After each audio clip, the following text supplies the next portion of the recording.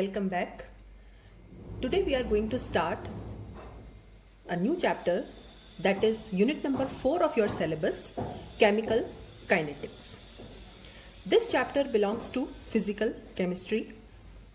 In this chapter we are going to discuss about the rate of a reaction. We know that some of the reactions are very fast and some of the reactions are slow.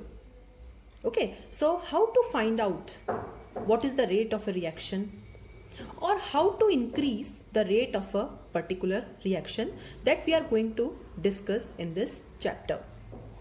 Now from this chemical kinetics chapter, in the board examination a numerical can come. So one numerical comes and 1 or 2 theory questions come. So today we'll start with this chemical kinetics. So what is chemical kinetics? It is a branch of chemistry which deals with the study of rate of a chemical reaction. Rate means speed, and the factors which affect the rate of reaction and the mechanism by which the reaction proceed.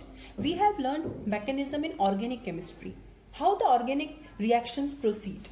Likewise, in inorganic and physical chemistry also there are several reactions and we have to understand the mechanism of these reactions.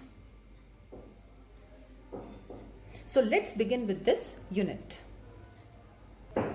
So the first most important term in chemical kinetics is rate of a chemical reaction, speed of a chemical reaction. Okay, now how to find out the rate of a chemical reaction, or how will we define it, rate of a reaction? Suppose there is a reaction which is taking place. Okay, now this is your reactant. The reactant is changing into product. So what is the rate of reaction? The rate of reaction is defined as the change in concentration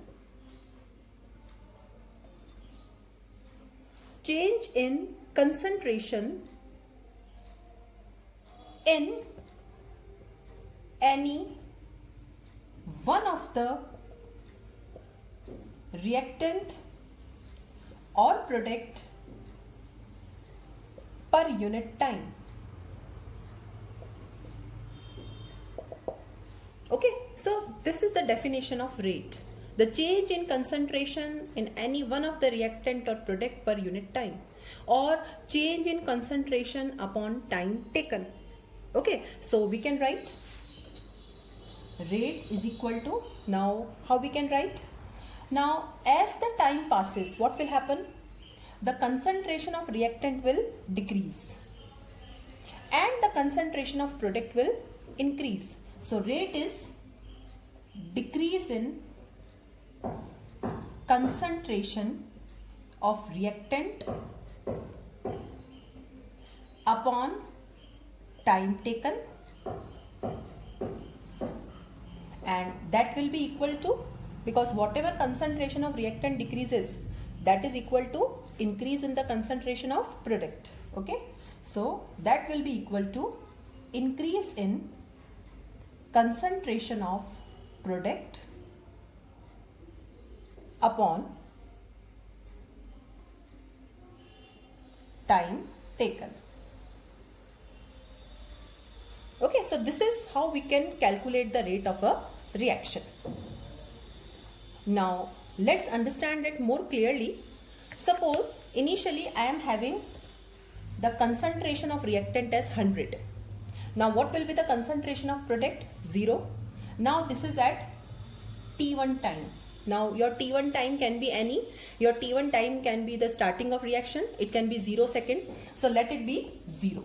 Okay. So when the reaction is starting, the concentration of reactant is 100. Okay. And the concentration of product is 0. Now your time is passing. T2. Suppose T2 is 10 minutes. It can be 10, 5, 15, whatever you want. So at T2 time, what will happen? Now the concentration of reactant will go on decreasing. Suppose after 10 minutes, the concentration of reactant is 40.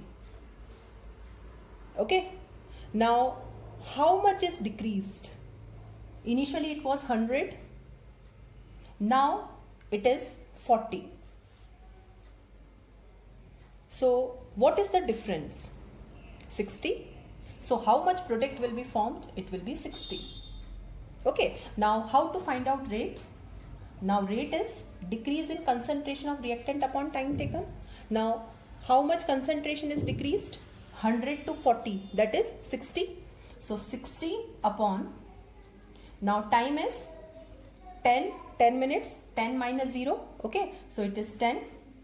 Now you can see what is the increase in concentration. The increase in concentration is 0 to 60, again 60. So it will be 60 upon 10.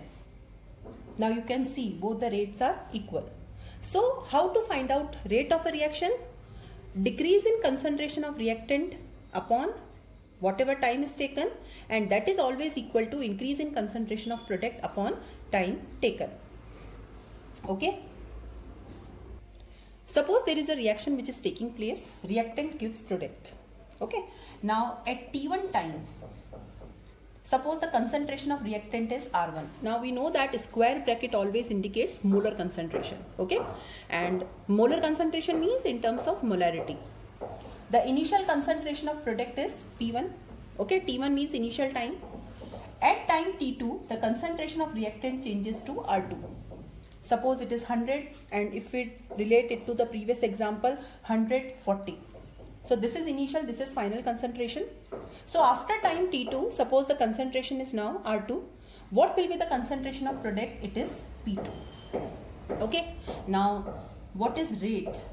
Rate is change in concentration of reactant and product divided by time taken. So what is the change in concentration? Initially it was R1, now it is R2. So we'll write R2 minus R1. Always we take the difference final minus initial divided by T2 minus T1. And that will be equal to final product concentration minus initial divided by T2 minus T1. Now how to write it? If it is 100, it is 40. If it is 100, it is 40. Now 40 minus 100 is minus 60. So since with time, as your time passes, the concentration of reactant decreases. Okay, as your time passes, the concentration of reactant decreases. So what we'll write here? Minus. Minus sign shows that as your time passes, the concentration of reactant will decrease. And for numerical purpose, we'll neglect it. And it will be equal to del P upon del T. So this is how we can calculate rate of a reaction. Suppose this is a reaction which is taking place. PCl5 gives PCl3 plus Cl2. Now for this reaction, rate can be expressed as.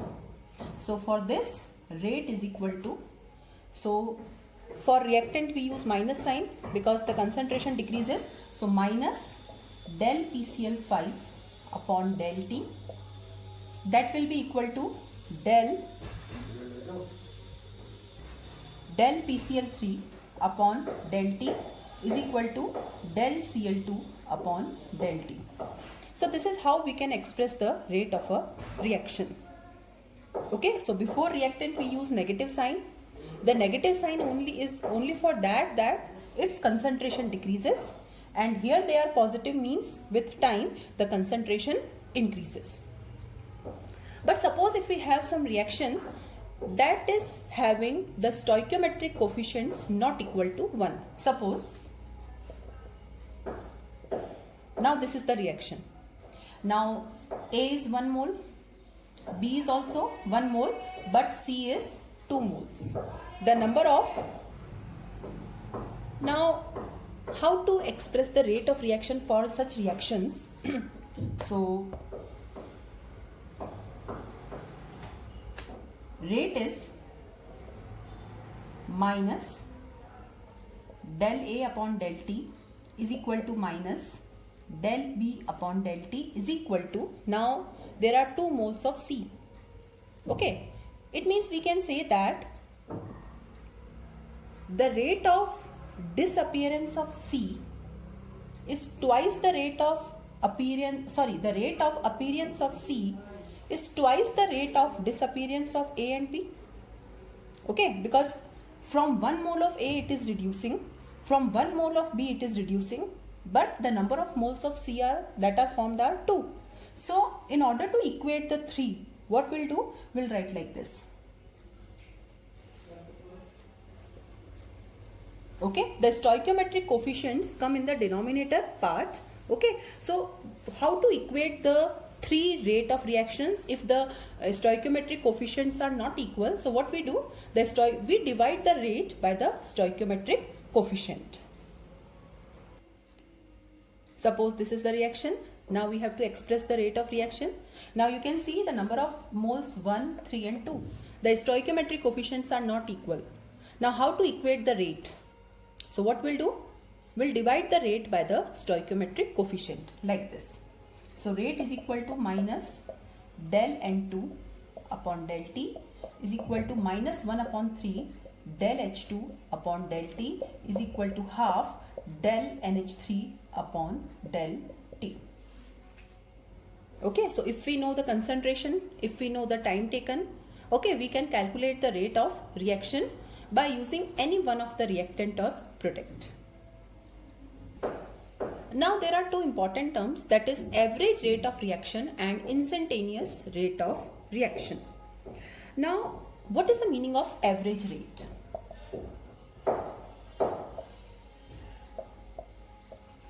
Okay, average rate means rate of a reaction over a given time interval. Okay, time interval means delta T. So average rate is the rate of reaction or the change in concentration of reactant or product in a given interval of time. So whatever rate we have calculated till now, whatever we have understood till now, that was average rate only.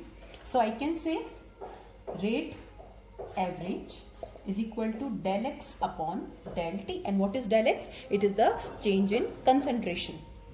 So in the given interval of time, whatever change is there, that is average rate. For this we require T1 and T2. For this we require X1 and X2, like this. So this is average rate. But what is the meaning of this instantaneous rate? It is the rate of reaction at a particular instant or moment of time. Okay, suppose if I say that exactly at the 5th minute, what is the rate of reaction? So for that you must be knowing the concentration exactly at the 5th minute. So instantaneous means the rate of reaction or the concentration of any reactant or product at a particular instant or moment of time. This we can easily calculate. Okay, because we know T1 and T2. In the given interval we have to calculate the rate. So this we can easily calculate. So how to find out this instantaneous rate of reaction? So what we do for calculating instantaneous rate, the time interval delta T is made 0. Okay, the time interval delta T becomes very small and it approaches 0. So what will happen? Suppose this was my average rate. Okay, now here suppose delta T tends to 0. Okay, here we'll use a mathematical function, that is limit. Okay, so limit delta T tends to 0. So what will happen? It will be equal to minus dr upon dt. So in differentiation in mathematics, what we do, this delta is replaced by d. Okay, d means very, very small change, very small change when the time interval tends to 0, and this is my instantaneous rate. So average rate is represented by del r upon del t. We use del, but for instantaneous rate we use d. Okay, and what is the meaning of d? D means very, very. So what is d here? Suppose if I say dr, so it is very, very small change.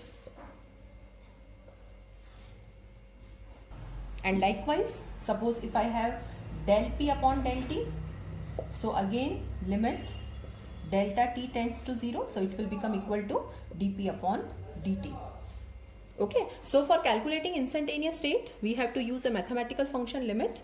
Delta T approaches 0, it becomes negligible. So your concentration is replaced by dr and dp. And what is dr and dp? Very, very small change in the concentration of reactant and product. Suppose we have this reaction, okay, and for this reaction, suppose we have to write the instantaneous rate.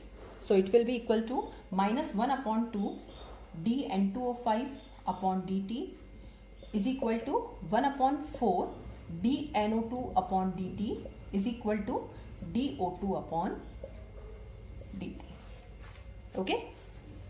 So this is how we can express the instantaneous rate of a reaction. Now, experimental measurement of reaction rate. How to measure it experimentally? Suppose we are performing a reaction or we are performing an experiment in the laboratory, and if it is asked that calculate the rate of this reaction. So what we'll do? First of all, we'll perform that experiment, and at different time intervals we'll calculate the concentration of reactant or product. Then we'll plot a graph. So first we are discussing that how to find out average rate of reaction. So average rate of reaction is determined by plotting a graph. Okay. Now here time interval is taken, time, and here suppose concentration of reactant is taken, because we know that rate can be calculated from reactant also and product also.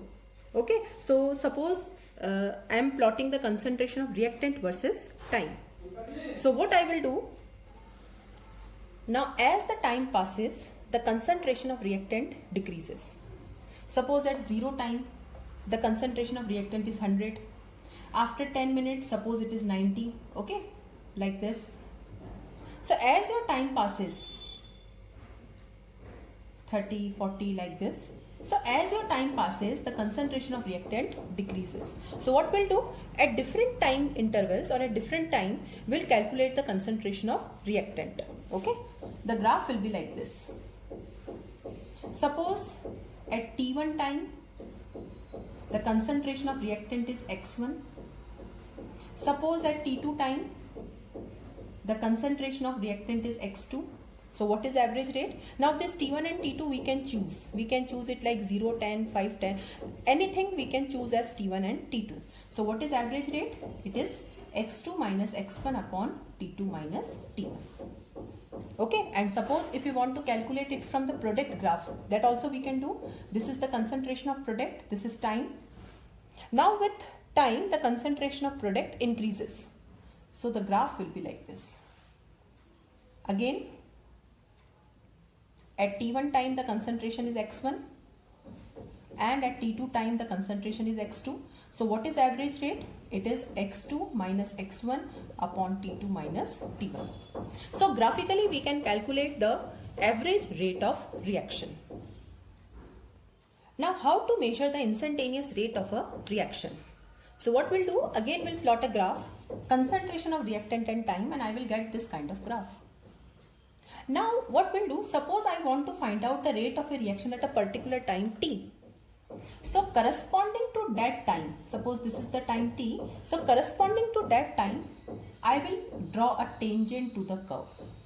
Okay, suppose my t is here, so tangent is here, your t is here, your tangent will be here, like this. So corresponding to that time, you will draw a tangent to the curve. Now extra plot this tangent. Suppose this is O, this is A and this is B. So it is cutting the axis at A and B. Now what is instantaneous rate? So instantaneous rate is negative of slope and it is equal to tan theta. And what is tan theta? This is OA upon OB. Okay, so your rate of reaction will be equal to OA upon OB, like this. And from the product graph also we can calculate. So this is the concentration of product and time. Now the graph is plotted. It will be an increasing graph. Corresponding to time t, suppose this is the time t where I have to find out the instantaneous rate. Corresponding to time t, I will draw a tangent. You can see the tangent is here. Suppose this is point A, this is point B, O point is here. So what is instantaneous rate here? It is positive slope. So here it will be negative slope, here it will be positive slope, and that is equal to tan theta, that is OA upon OB. Okay, so graphically it is possible for us to calculate the average rate and instantaneous rate of reaction. So this was all about the introduction to this chapter. Okay, explaining the terms rate of reaction, what is the difference between average and instantaneous rate.